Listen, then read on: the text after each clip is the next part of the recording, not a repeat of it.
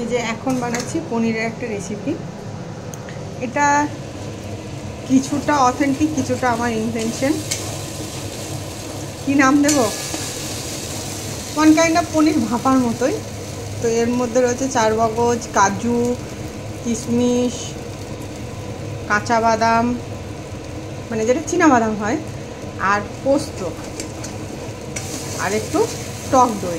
এটার মধ্যে না কোনো টমেটো বা কোনো কালার ইউজ হয় না। তো এটা আমি নাড়তে থাকবো, নাড়তে নাড়তে যখন আমার এগুলো থেকে তেল বেরোতে শুরু করবে তখন এর মধ্যে জল অ্যাড করব, তারপর পনির দিয়ে ভাপাবো।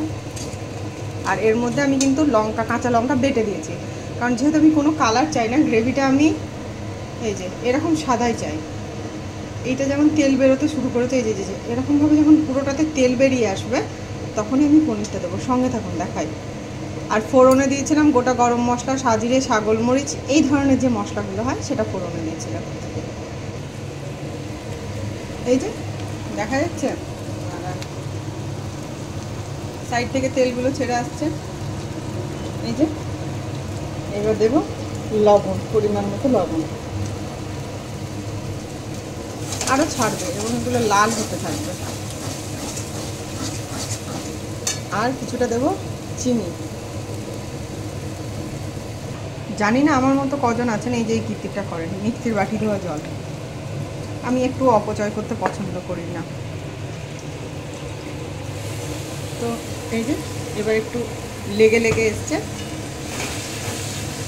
এটাকে আরও ফার্স্ট ক্লাসভাবে ফ্যাটানোর জন্য আবার একটু জল দিয়ে আবার নাড়বো। এই পর্যায়ে কিন্তু অসম্ভব পরিমাণে না এটা ছিটকাতে থাকে, এই দেখুন টপাস টপাস করে। এই আরও পুরো শুকনো হয়ে এই যে যে সাইডগুলো যেরকম লেগে আসছে, এরকমভাবে লেগে এসে এটা থেকে ঘিয়ের মতো বেরোবে, মানে অয়েলটা সেপারেট হবে। এখন চালাতেই থাকতে হবে।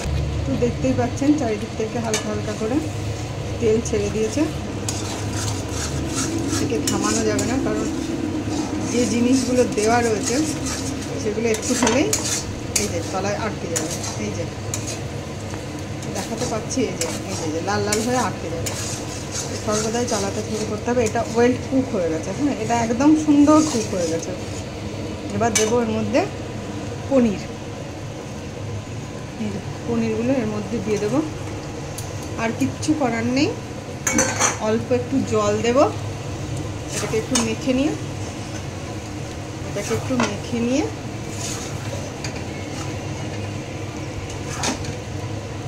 জাস্ট একটু মাখা মাখা করে নেব।